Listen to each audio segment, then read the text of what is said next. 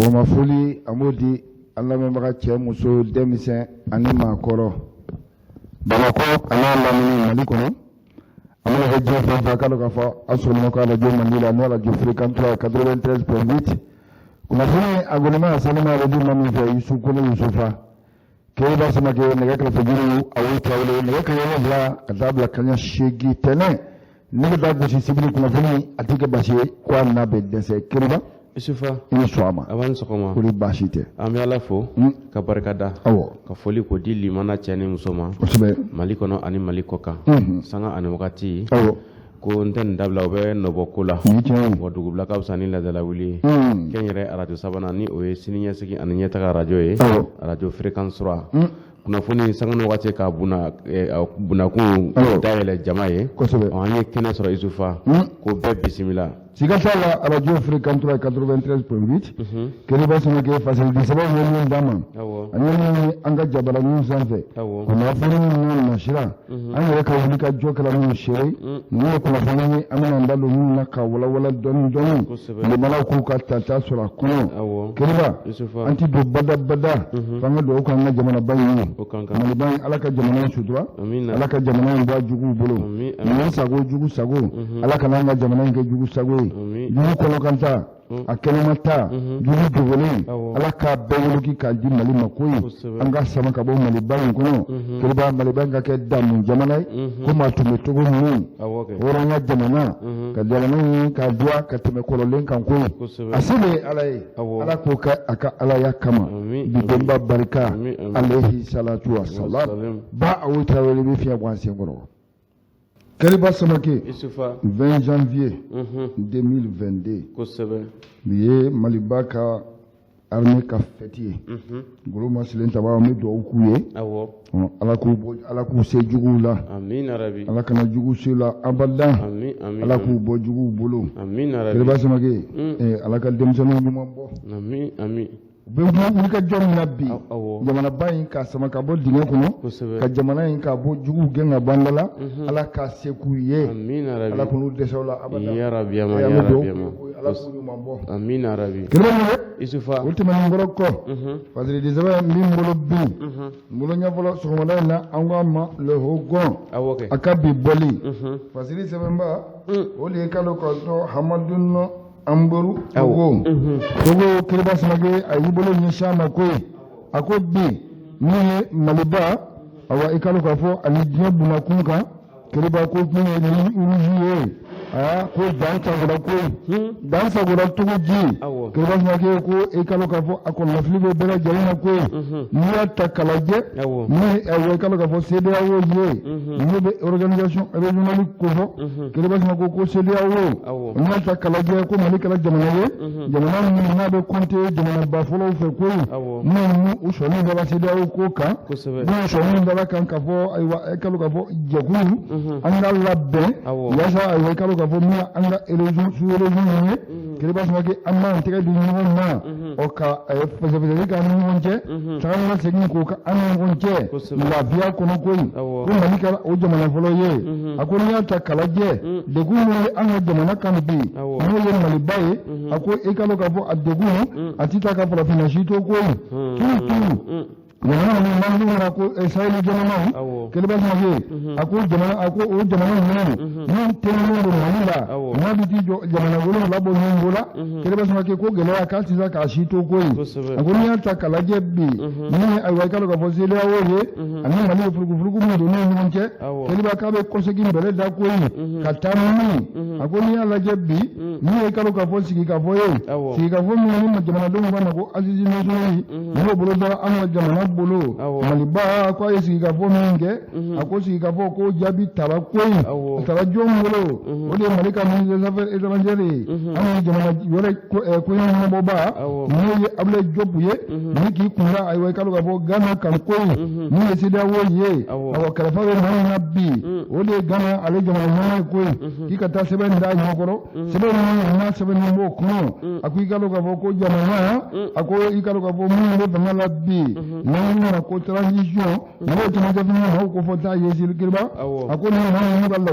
ni bi ani jama da galla ni ako de ikalo ka fo samuduru awako no ke ay ikalo ka fo ngala ko kirba ko kera ay wa un point rouge ni rouge ko sebe ako ni o frashira ako jatiye ko bunya la ikalo ka fo frafina bunkan ko sebe adira mi yɛrɛ ma o dɔrɔn don tɛ koyi a ko chef d'état tɔw y'a mun kɛ a kuriba ko a kɛra jatigɛw ma wa a kɛra kɔnɔnafili ye koyi kosɛbɛ mun binna an kan san 5 transition alors an dɔw ka mandat to kosɛbɛ a ko n'i y'a ta k'a lajɛ a ko sɛbɛn bɔ ka bin min kɛ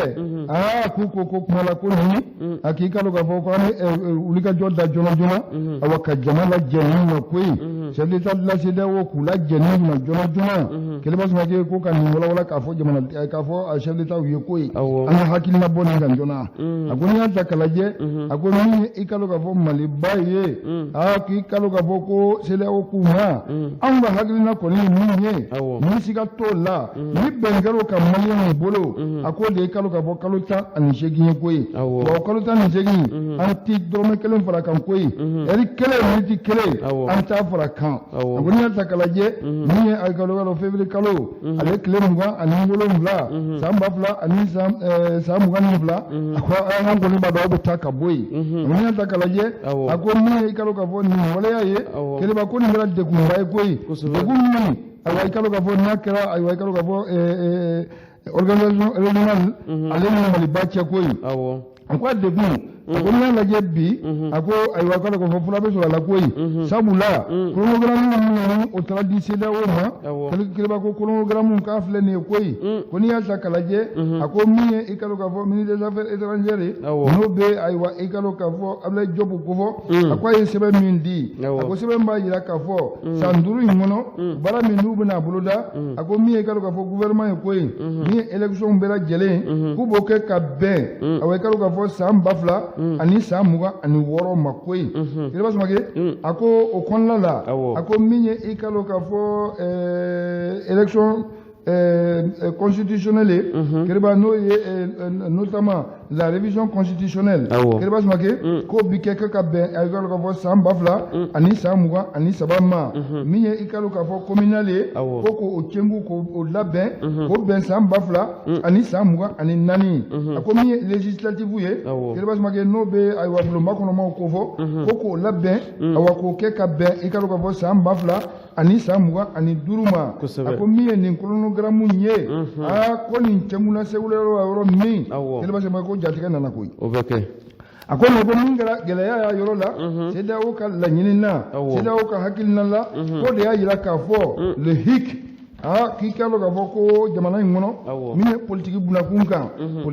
politiki tɔnba minnu n'olu dɔnnen jamana kɔnɔ Kɛlɛba Sumakɛ ka taa bila société civile ma ni k'i ɲɛsin ayiwa i k'a dɔn k'a fɔ mouvement ma Kɛlɛba Sumakɛ mouvement minnu n'olu bolo bila sɛbɛnna ko ye sɛbɛn min n'o bɛ accord d'Alger ko fɔ o de ye bɛnkan sɛbɛn ye bɛnkan sɛbɛn min ni CEDEAO bolo kelen b'ale la bɛnkan sɛbɛn min ni a tɔgɔ ye di ONU bolo kelen b'a la bɛnkan sɛbɛn min a ko i k'a dɔn k'a fɔ partenaire minnu bɛ Mali la n'o ye dɛmɛbaga jɛkuluw ye olu bɛɛ bolo kelen b'o la a ko maa minnu ni olu bolo bila l'o sɛbɛn na n'o bɛ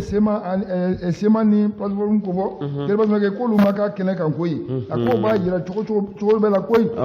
a fɔ ko nin tɛ maliyɛn bɛɛ fɛla ye koyi nin ye aw fɛla ye a ko nin o ye tiɲɛ ye mais maliyɛn bɛɛ fɛla ye nin ye Kɛlɛba Sumakɛ CEDEAO ko a ko k'olu ma da o ko la koyi o ko Kɛlɛba k'u b'o fɛsɛfɛsɛ ni k'o s'a dan na fɔlɔ o fɛsɛfɛsɛli ka s'a dan na Kɛlɛba k'o de nana ni ayiwa i ka dɔn k'a fɔ ligne rouge tɛmɛli ye koyi ligne rouge min n'a bɛ f'o ma ko dansago a ko dan sagora bi min ye Mali ani CEDEAO cɛ wa dan min sagora nin ye Kɛlɛba a ko a ɲɛ tɛ segin cogoya la koyi sabula min ye an ka jamana marabaaw ye Kɛlɛba Sumakɛ ko hali bi a Kɛlɛba k'u bɛ taa fɛ koyi u bɛ taa mun fɛ Kɛlɛba Sumakɛ o de ye ayiwa i ka dɔn k'a fɔ sigikafɔ bɛn ni kelenya a ko tɛ ɲɛ na ay way kala ko fo selaw ka buna kungan koy ko ni ata kala je ni ne président de transition no Assimi Goïta ele ba ale koni ay fo ko da yele nendo ay kala ko fo mi asi ka fo ye ele ba o la koy ko me ko ni ata kala je mamunu no luwe ay way kala ko fo président de ka ci dia la za no ye jogel gubala may gay ay wakatase akamini juruma ko wuli ka jo ele ba ko o te ka ayira abada ka fo si ka fo min na bora président de la république da koy transition nyama Assimi Goïta da ako o wale o be ka timan koy ni ata kala je bi ako mi jamana yɛrɛ kɔnɔna ye fo da se société civile ma ka taa se ayiwa i ka ka fɔ mouvement baw ma awa ni ka lajɛ association baw ma minnu ye i ka ka fɔ conseil économique social ka taa se haut conseil islamique ma ka taa se jamana ma jɔlen bɛɛ ma Esile Basi Makɛ ko bɛɛ tugura président de la république n'o Assimi Goïta ye a ka kumakan in kɔ ko ye a nisɔndiya ye bɛɛ lajɛlen sɔrɔ k'a fɔ i ka ka fɔ da ma tugu ma ɲɛ Esile Basi Makɛ da min ma tugu ma ɲɛ nin ye ha ko da akika lo ko ka kala barade fere bi boyi sokɛ nan no ma kala barade fere ka nyesi sila o ma kosɛbɛ awo anya ta ni ka bɔ le howon gono amiru amboli togo ale ka sɛbɛn do akita Isufa indépendant ale bɛ n bolo kɔrɔ yan akoli Isufa min ye Sumana Sako ye Sumana Sako ni ale fɔra a bɛ fɔ ko transition 91-92 san 1991 ka taa bila san 1992 la o cɛmancɛ fanga min ni o tɛmɛna Sumana Sako ale kɛra o premier ministre ye Sumana Sako ale kumana yan a y'a jira k'a fɔ ko gɛlɛya min ni o bɛ Maliba ni CEDEAO ni UEMOA ni ɲɔgɔn cɛ ko nin ɲɔgɔn sama-sama in ko a cɛ man ɲi ko nin ɲɔgɔn sama-sama in Isufa ɲɔgɔn sama-sama min ni a kɛra sababu ye fo u kɛlen don ka ngwara kɛ an na n'o ye embargo ye Isufa ale Sumana Sako ko ale bɛna a kumakan di ko ye ka ɲɛsin nin ɲɔgɔn sama-sama nin ma a ye jalakili kɛ yan Isufa jalakili min ni o bɛ taa ɲɛsin an ka golo masirilen tabaw ma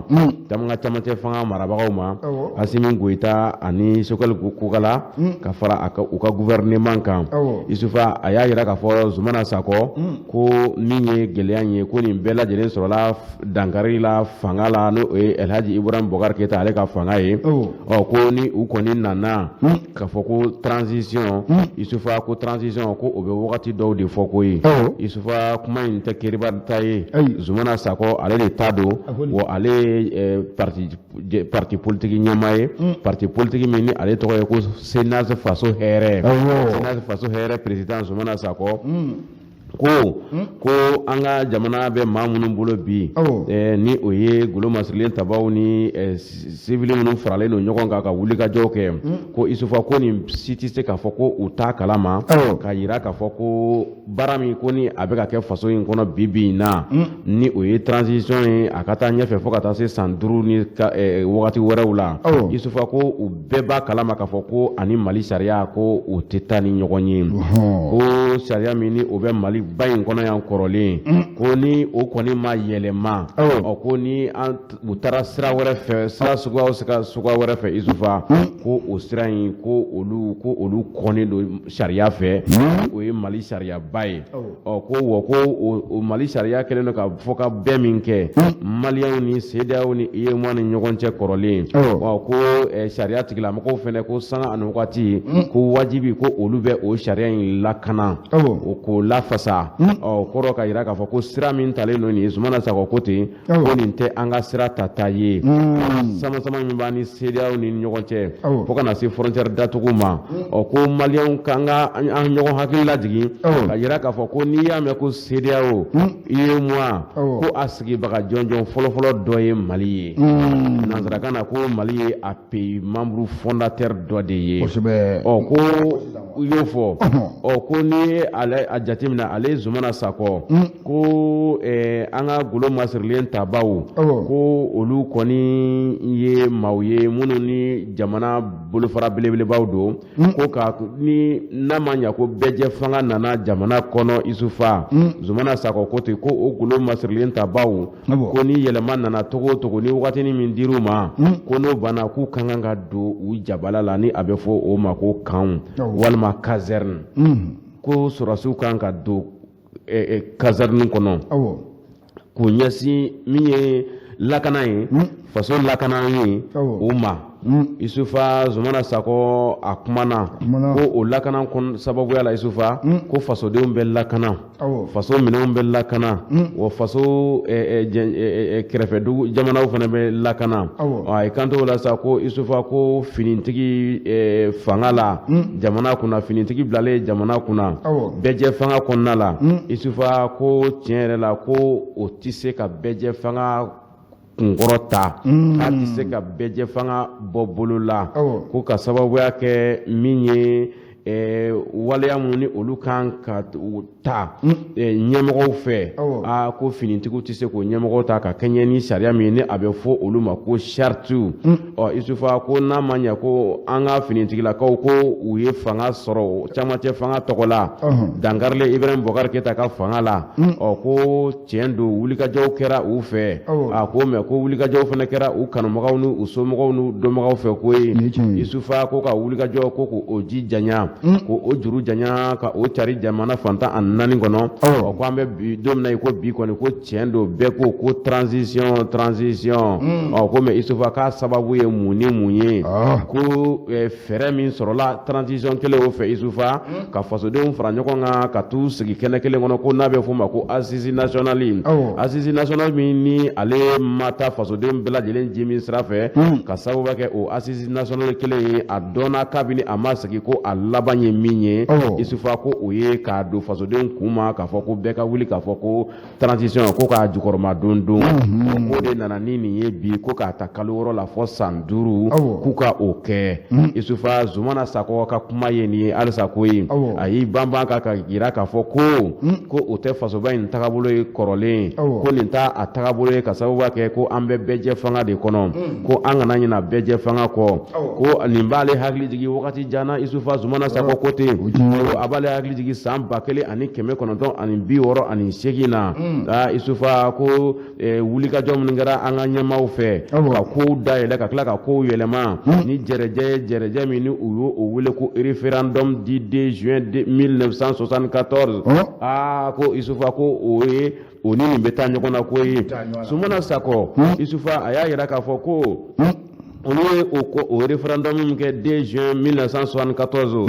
1974 ko olu nana ni yɛlɛmaw ye Isufa ka don an ka sariya ale kɔnɔna la ko nin b'ale hakili lajigin o la ko ye ko o hukumu kɔnɔna la sa ko fɔ olu taara ni fanga ye fo ka taa se fɔ san 5 ɲɔgɔnna ma Isufa walasa tiɲɛ yɛrɛ la yɛlɛmaw ka don ko la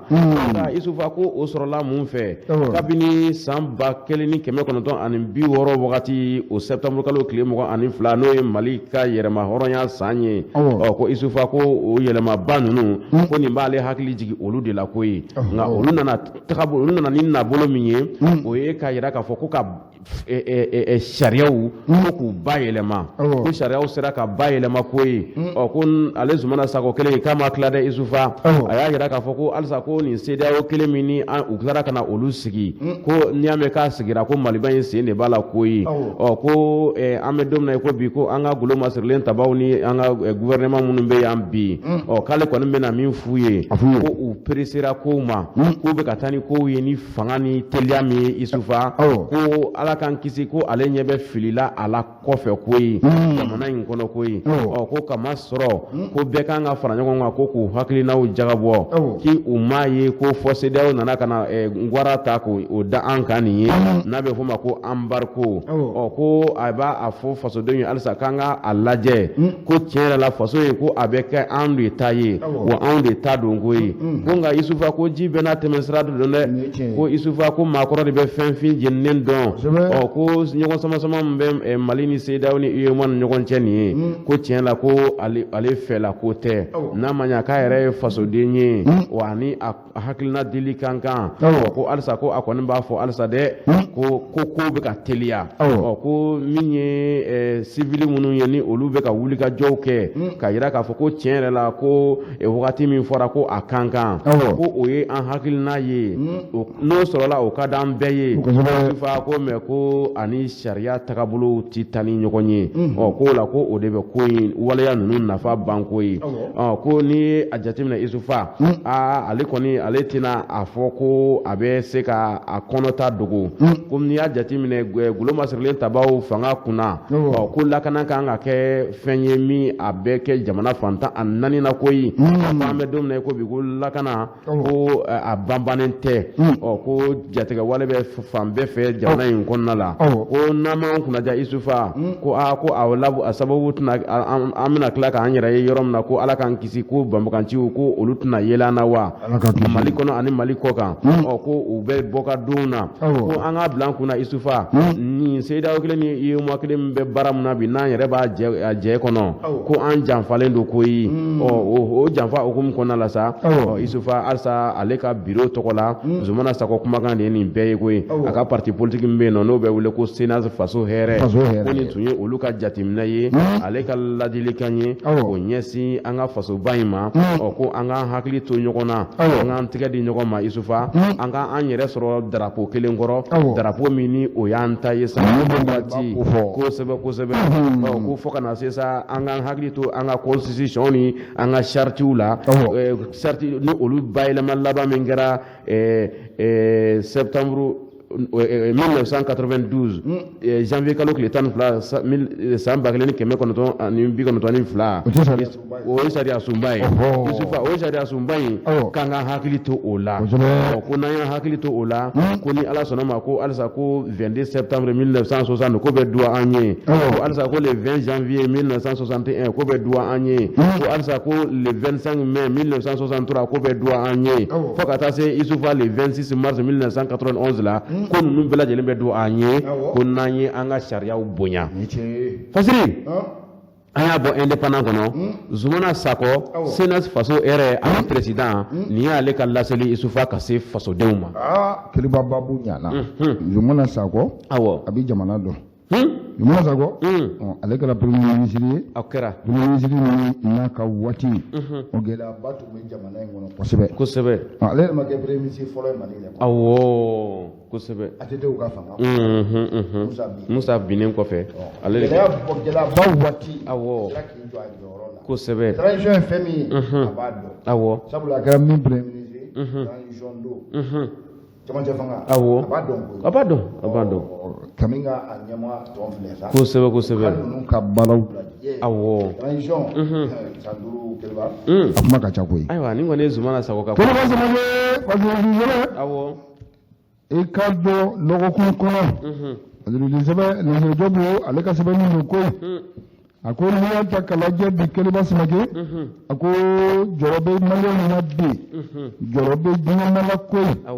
sabula a ko sigi k'a fɔ bari n'a bɛ kɛ ayiwa i k'a dɔn k'a fɔ maa minnu y'u bolo bila sɛbɛn na a n'an ka jamana ye maa o maa n'ale bɛ ayiwa i k'a dɔn k'a fɔ golomasɛbɛn tabaw binakulu kan Keliba Samake k'u tun to ka bolo bila sɛbɛn min kɛ ayiwa i k'a dɔn k'a fɔ n'u ko a ma a ko o bolo bila ɲɔgɔn sɛbɛn na a ko a lajɔlen don koyi CSP Keliba cadre stratégique permanent a ko a bɛ waati jan bɔ bi min ni o waleya ye o lajɔlen don jamana marabaw ani i k'a dɔn k'a fɔ bamananjɛ wale maakɔrɔw cɛ koyi a ko mɛ ko bi a ko ni CSP Keliba ko a na lajɔ ayiwa i k'a dɔn k'a fɔ bamananjɛ wale maaw olu ka bunakun kan koyi a ko n'i y'a ta k'a lajɛ a ko gɛlɛyaba bɛ jamana kɔnɔyanfan a n'a camancɛ la bi kosɛbɛ koyi le mouvement armé renforce leur dispositif sécuritaire et militaire au nord du pays Kira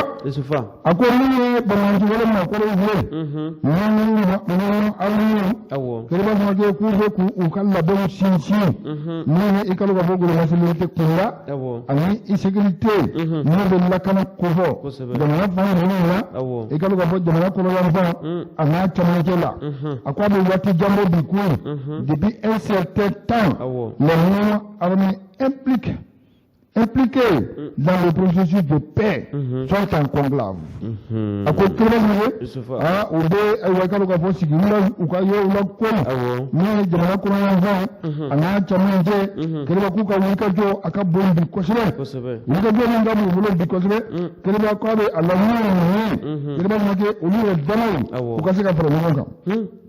ukasi ka fara ɲɔgɔn kan ni jamana ko ɲɔgɔn ye n'o bɛ azawa ko fɔ kɛlɛba ko o yɔrɔ ninnu sécuriser ko ye a bɛ sécuriser mun kama ko dugukolo nafolo kɛlɛba ma kɛ ko ka ca olu bara ko ye ni zone dɔnbaliya olu ye traditionnel kɛlɛba ko ko olu sinsin bɛrɛw olu ka sinsin bɛrɛw ye o de ko ye n'o bɛ Gawo Kidali ani Tɔnbukutu ko fɔ kɛlɛba ma kɛ a ko n'i y'a ta k'a lajɛ nin yɔrɔ kofɔlen ninnu na a ko ni i kalo ka fɔ ni bamananci wale makɔrɔ kɛlɛba k'u ka wuli ka jɔ ayiwa kalo ka fɔ a ka ca nin yɔrɔ ninnu kosɛbɛ sigikafɔw ka ca kosɛbɛ a ko n'i y'a ta k'a lajɛ bi a k'u yɛrɛ y'a fɔ dasanumana ko in i ko autorité maliyɛnw kɛlɛba ko o tɛ nin yɔrɔ ninnu na kosɛbɛ a ka kan bi yɔrɔ bɛ olu minnu bolo kɛlɛba u k'u jɔ yɔrɔ la ko in n'u ka golomasilen tabaw ye ka taa se ayiwa kalo fɔ lakana ma ka taa se sécurité ma kɛlɛba sama kɛ ko o ɲɛfɔ wa faamuya ka sɔrɔ o la ko in yɔrɔ minnu Nisama bɛ bɔ olu la k'olu bɛɛ sécuriser kɛlɛba sama kɛ ka comité ad hoc bila yen ni n'ale bɛna baara kɛ ayiwa i ka dɔn k'a fɔ ni groupe tɔw ye bɛɛ b'i ta sɔrɔ o t'o ye sa o tɛ naɲini ye wa kosɛbɛ bɛɛ b'u ta sɔrɔ jamana kɔ kan jamana autoritéw bɛ yen kɛlɛbaw yɛrɛ y'a fɔ ka taa kan komi autorité tɛw ka yɔrɔ la yen min ye tradition maaw ye o ko komi olu tɛ yen kɛlɛba ma kɛ a ko a bɛnnen don a ka kan bi min ye ayiwa i ka dɔn k'a fɔ nin bamananci wale makɔrɔ ninnu ye ko ne b'a sɔrɔ k'u ka fara ɲɔgɔn kan ko in o bɛ MPSA ko fɔ o bɛ FPA ko fɔ o bɛ MIDA ko fɔ o bɛ i ka dɔn k'a fɔ SEMA ko fɔ kɛlɛba ma kɛ o la olu bɛɛ lajɛlen CGA k'olu bɛɛ lajɛlen ta k'a fara sa min ye ASUA ye kɛlɛba ale ka labɛn de ye ko in kɛlɛba ma kɛ awa ka ninnu bɛɛ lajɛlen fara ɲɔgɔn kan k'u tɛnku a yɛrɛ la kɛlɛba ma kɛ a ko ni olu ka laɲini ye bi kɛlɛba ɲɔgɔn dɔɔni minnu bɛ yen kɛlɛba k'i tigɛ kɛ ninnu bɛɛ la k'a bɛɛ ayiwa k'a bɛɛ fɛsɛfɛsɛ k'a bɛɛ lakodɔn kɛlɛba minnu ye kɛlɛba ma kɛ k'a bɛɛ fara ɲɔgɔn kan ko in ka groupe n'u ye comité ad hoc dɔ sigi kɛlɛba min bɛna se ka ninnu bɛɛ ɲɔgɔntigɛ kɛ u ni ɲɔgɔn cɛ ko in a kana kɛ mankan a kana kɛ kɛlɛ ye kɛlɛba ma kɛ bɛɛ b'i ta sɔrɔ o t'o ye sa parce que nin sɛbɛn ko a ko n'i y'a ta k'a lajɛ o kɛlɛ ninnu kɔnɔna la n'u ye kalo k'a fɔ ni bamananci wale minnu ye kɛlɛba ma kɛ bamananci wale makɔrɔw a k'u ye sigiba boloda ko in sigiba minnu taara laban awa tulu ninnu bɛ kɔfɛla la sa bɛɛ t'i fara ɲɔgɔn kan min ye Kidali ye ko in Kidali o tɛ azawa capitale ye sa kɛlɛba ma kɛ o fara ɲɔgɔn minnu kɛra kɛlɛba ko daw sera minnu ma ko in k'a fɔ min ye i ka dɔn k'a fɔ olu ni ayiwa olu u farala jɛkulu kan ko in jɛkulu minnu n'olu ko a ko i ka dɔn k'a fɔ sigi k'a fɔ k'a ka ɲɛɲini CEDEAO ko in min ye dialogue ye k'o kɛ ni CEDEAO ye joona joona an bɛ gɛlɛya min kɔnɔ a ko gɛlɛya in k'a kana taa ɲɛfɛ kosɛbɛ ko in a ko n'i y'a ta k'a lajɛ jamana in bɛ degun min kɔnɔ n'o ye lakanabaliya ye n'o ye ayiwa dunkafa sabatilen tɛ n'o ye i ka dɔn k'a fɔ force étrangère caman bɛ an fɛ yan nɔ kɛlɛba sanke ko jamana min y'o cogo la a ko nin tɛ jɛnɛ abada o jamana a ka to nin cogo la ten halaki kama an kan ko in ko ka fɛɛrɛ dabali bɛɛ lajɛlen tigɛ min ye sigi ka fɔ ye ni bɛɛ lajɛlen fana la bi wa olu fana bɛ sigi ka fɔ de ɲɔgɔn ko in o sigi ka fɔ ka kɛ ani CEDEAO ye yasa laɲini minnu kɔnɔ o kana taa ɲɛfɛ ko in i b'a ye le sɛbɛn ko a ko n'i y'a ta k'a lajɛ a ko min ye ayiwa i ka dɔn k'a fɔ nin ka mission ye kɛlɛba k'u y'a fara ɲɔgɔn kan ko in min ye Tɔnbukutu ye bi Gawo Kidali awa min ye i ka dɔn zone guruma ye ko ikalo ka fɔ ko u bɛɛ lajɛlen kɛlɛba u kana bɔ ɲɔgɔn kɔfɛ tuguni koyi fɛn fɛn minnu armée yen nɔ kɛlɛba fana kɛ k'u bɛɛ k'u bolo di ɲɔgɔn ma koyi k'a sinsin kɛlɛba min autorités ye mɔgɔw bɛ transition ko fɔ laɲini minnu ka kɛ u ka jɛ ɲɔgɔn fɛ laɲini minnu u ka jɛ ka hakilina kelen bɔ ɲɔgɔn fɛ o la kɛlɛba nin ye janfa ye dɛ Mali man k'i sigi ka ninnu lajɛ tan koyi Mali man k'i sigi k'u lajɛ kɛlɛba mɔgɔ si tɛ taala ɲɔgɔn ye mais k'u ɲɛsin essentiellement essentiel ye mun ye ni labɛn sugu minnu bɛ kɛra nin bɛ jamana tila de kosɛbɛ azawa nin bɛɛ bɛ kɛ a tɛ sara an ka tradition na an ka tradition na représentant ta kɛnɛ kan a dun bɛ kɛra jamana kelen kɔnɔ k'an bɛɛ ye maliyɛn kɛlɛba a ma nɔgɔn dɛ parce que nin ko kɛlɛba Samakɛ ko n'i y'a ta k'a lajɛ en clair a ko min ye ayiwa i k'a dɔn k'a fɔ nin wulikajɔ ninnu ye kɛlɛba a laɲini tɛ dɔwɛrɛ ye koyi a laɲini ye de bi fɛn min i k'a dɔn k'a fɔ u fana ka lakodɔn awa u ka dɔn k'a fɔ ko ayiwa fanga b'u la awa k'u ka armements yira k'u ka golomasilen tabaw yira k'a yira k'a fɔ ko ayiwa u fana u ko jamana bɛ wulikajɔ min na bi o wulikajɔ kelen k'u fana b'o la koyi min ye jamana kɔrɔyanfan n'a cɛmancɛ ye hali bi awa ɲininkali tɔ min do koyi kɔrɔyanfan ko kilali koyi a bɛ cogo di Mali kɔnɔ dɛ parce que sɛbɛn kilali koyi a bɛ cogo di Mali don wa Mali tɛ parce que an y'a ta ni ka bɔ indépendance kɔnɔ a ka lɔgɔkun bɔli Nasiri Jɔp an ka foli b'a ye Akita Isufa nin ye kunnafoni di sɛbɛn ye indépendant ani bɔlɔlɔw sanfɛ Isufa fɔ ka taa se kunnafoni min ni ale bɔra Burkinakaw fɛ yen koyi nanzarakan na u bɛ gafe min wele ko pétition ale ye gafe ni jama bɛ jɛrɛ k'u bolonɔ bila k'u hakilinaw fɔ ka kɛɲɛ ni Isufa min ye CEDEAO ka nin ɲangini ye ka ɲɛsin fasoba in ma n'o ye Mali ye Isufa min ye a kɔlɔlɔ ye an y'a fɔ yan sanga ani wagati ko a ka bon a kɔlɔlɔ fasodenw b'a a kɔlɔlɔ sɔrɔ wa faso in yɛrɛ a tɛnkun jamanaw fana olu b'a a kɔlɔlɔ sɔrɔ nin ye o kɔlɔlɔ dɔ ye min o ni o kɛlɛ daminɛna koyi Burkinakaw fɛ yen olu farala ɲɔgɔn kan Isufa ka gafe k'o dilan ni u b'ale wele ko pétition gafe a kanuna maaw fɛ Burkina fɔ maaw girinna ka da kan k'u t'u tɔgɔ sɛbɛn k'u bolonɔ bila a la o selen maa 20,000 bɔ ɲɔgɔn kɔ ma tuma min na Isufa u y'a jɔ yen ten ko nin ye kuma bannen ko nin ye jama fanba ye Burkina tɔgɔ la Isufa ka wulikajɔ kɛ ka ɲɛsin Burkinakaw ka jamana ɲɛmaa ma ni ale tɔgɔ ye ko Oroch Marc Christian Kabore ale ka yira la k'a fɔ ko tiɲɛ yɛrɛ la ko olu kɔni y'u bolonɔ bila sɛbɛnna bolonɔ min ni u bɛna a di a ma suko ani dugusajɛ a kana mɛn ko da la a ka wuli ka jɔ kɛ joona min ye Mali ani Burkina cɛ ye ko o ka da yɛlɛ o kana datugu o datuguli a man di Burkina la i janko Burkina ka denw i janko minnu yɛrɛ bɛ taga ni ka segin kɛ Mali ani Burkina ni ɲɔgɔn cɛ a ka ja minnu fana bɛ na i to jamana wɛrɛw la ka don Burkina ka tila ka don Mali kɔnɔ ka taa sira wɛrɛw fɛ Isufa ko nin ko in ko nin ti ko ye koyi ko min ni olu Burkinabew ko olu bɛ sɔn a ma ko u nisɔngoyalen don u dusukun tɔɔrɔlen don u ye wulikajɔ min kɛ nin ye ka gafe min na bɛn nin ye ko u kɛlen don ka a gafe in ka a banban wa ko u n'u kumakan bɛ ɲɔgɔn na dɛ u n'u ka laɲini bɛ ɲɔgɔn na ko n'i y'a jateminɛ Isufa ko olu kɔni tiɲɛ la u b'a a fɔ Burkina président ye ni o ye Oroch Marc Christian Kabore ye ko jateminɛw y'a yira k'a fɔ ko maa min bɛ bɔ ka don kɛ Mali ni Burkina ni ɲɔgɔn cɛ Malien ni Burkina bɛ fɔ ka taa se jamana wɛrɛw ma ko a bɛ t'i jɔ maa 21,000 ni maa 174 n'a kunkan fɛn na ko Isufa ko n'i ye a jateminɛ ko u ye ngwara min ta k'o ɲɛsin an ma nin ye ko a man ɲi Burkina mara ma dɛ ko olu kɔni b'o fɔ bi u b'a fɔ sini ko a man ɲi Burkina mara ma i janko gɛlɛya bɛ sen na sisan ka tila ka da o kan Isufa lakanabaliya bɛ yen ko n'o fana bɔra yen banajugu min ni o carilen don o kɛlen don ka jamana ka diɲɛ yɛrɛ yuguyugu ko Marc Christian Kabore k'a k'a lajɛ a k'i sen bɔ ninnu sen na n'a ma se k'i sen bɔ u sen na Isufa a ka olu ka jamana dayɛlɛ jamana a ka bɔ ka don ka k'a kɔnɔ o de ka di olu la wa a ka di farafinna la fɛnɛ olu fɛnɛ ni u ka wuli ka jɔn in ye wa fɛnɛ n'a kɔrɔ de bɛ ɲɔgɔn na ko ye ko u kɔni u b'a fɛ a k'a ko ɲɛnabɔ joona ni maa ba 20 in tɔgɔ la walasa wa k'i sen bɔ CEDEAO ka nin jɛ in na min y'an ka frontière ye ko a ka dayɛlɛ maa min bilara ninnu bɛɛ lajɛlen ɲɛmɔgɔya la Isufa ka bolonɔ bila sɛbɛnw na k'a ta k'i kunda n'a ye président kun kan o de tɔgɔ ye ko Nufu Ouédraogo bɛ bɔ Burkina Kɛlɛba Isufa babu ɲana kɛlɛba min bolo yɛlɛma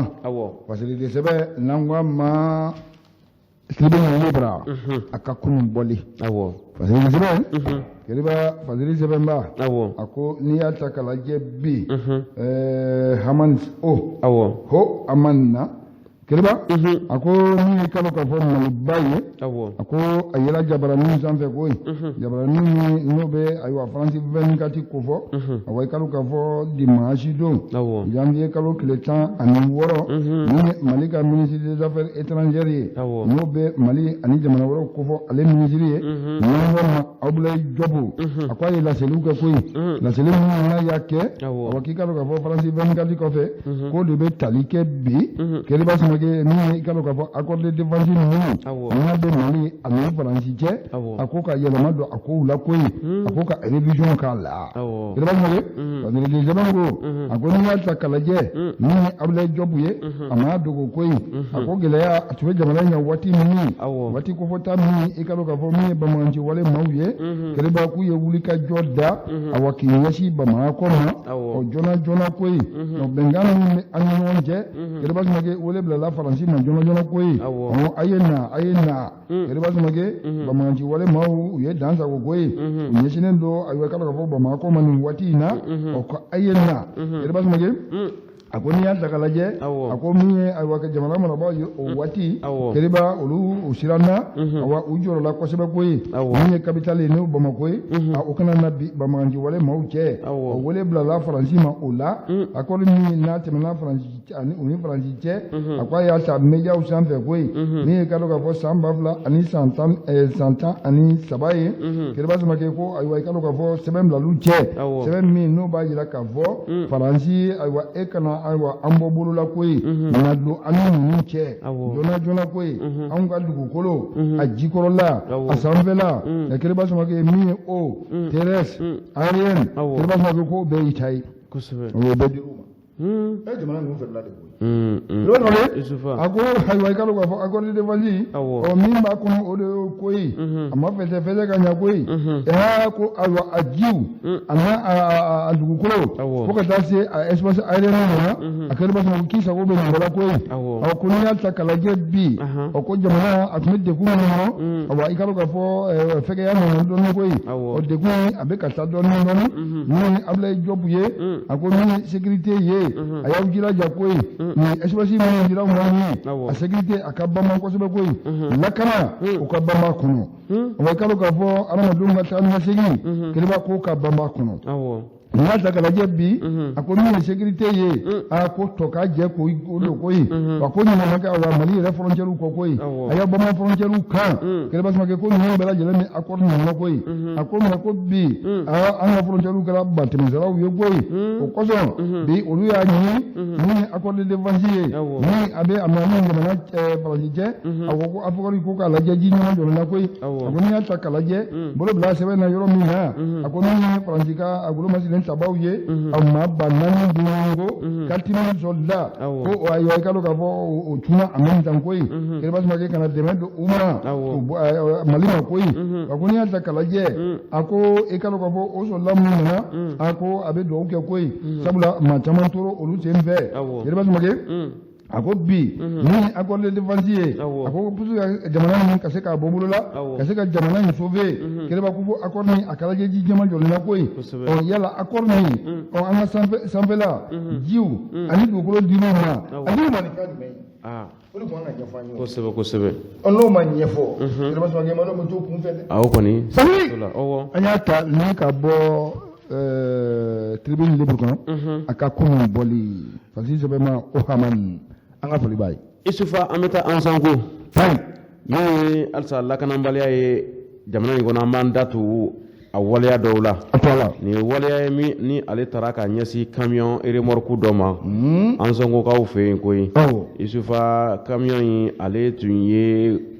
commerçant dɔ ta ye jagokɛla dɔ de ta don ntɛnɛn tɛmɛnen ni o bɛnna janvier kalo tile 16 ma san 2021 kɔnɔ Isufa dugu min ni ale bɛ an sɔngo n'ale dugu bɛ wele ko Bara ale bɛ an sɔngo cercle kɔnɔna la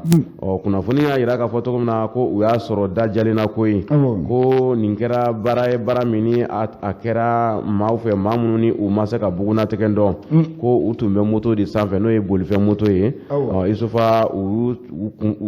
kunda camion citerne de kan Isufa ka taa tasuma ka a bila a la koyi tasuma bilalen a la sa o donni kama sa o y'a sɔrɔ maa min bɛ camion in kɔnɔ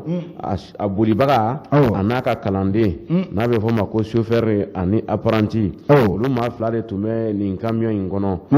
min ye baarakaw fɛ sa camion in kɛlen ka tasuma ta Isufa kunnafoni y'a jira k'a fɔ ko camion in a bɔtɔ de tun don Gawo k'i kunda Anzongo kan baara nin a ye nin gɛlɛya in de sɔrɔ yen camion in kɔni a jenina ka ban pewu nka min ye a bolibaga n'a ka kalanden ye n'o ye chauffeur ni apprenti ye Isufa olu kɔni olu y'u yɛrɛ ta ko ye yani a ko ka kɔlɔlɔ ka se u yɛrɛ ma kosɛbɛ olu yɛrɛ ta camion in kɔni a jenina fɔ k'a ban chauffeur ni apprenti fosi ma o ni sɔrɔ Isufa kunnafoni an y'a bɔ indépendant ale ka kununko bɔlen kɔnɔ studio tamani k'u y'a sɔrɔ studio tamani fɛnɛ fɛ kosɛbɛ Isufa ayiwa Keriba an yɛrɛ ka wuli ka jɔ kɔnɔ min ye régie de chemin de fer ye Keriba gɛlɛya minnu b'o kan bi waleya min tɛmɛna o ni jamana ɲɛmaaw cɛ n'o bɛ transition kofɔ kan minnu tɛmɛn'u cɛ Keriba o kan olu tɛ ka sabati ko min ye i ka dɔn k'a fɔ ministre min n'ale tɛmɛnen bɛ transport la bi Keriba laɲiniw kɛra a fɛ o ka wuli ka jɔ o kɔnɔ u bɛ se ka ɲɔgɔn ye cogo di terrain bɛ se ka wuli cogo di a ko tɛ se ka to nin cogo la ten Keriba a degun b'u kan kojugu u ye welewelema ka daw bila Keriba an tun b'a kɛnɛ kan secrétaire général Aliou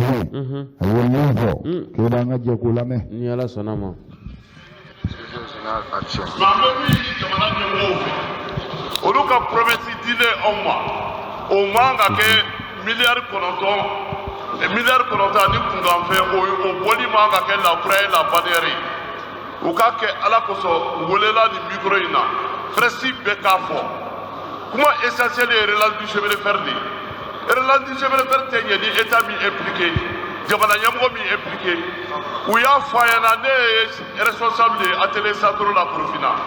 u y'a yira na par anticipé ko machine mun b'a bolo k'u se ka dilan an ye 05 dilan o dilanna maɲumako min na an b'a dɔn 05 bannen bilalen b'a bolo Burkina ye an tɔ ye ka tulu k'a la k'a taraji lajɛ fanga min bɛ machine nin na n'a bɛ se ka don sama pour que a ka baara kɛ ko machine de manœuvre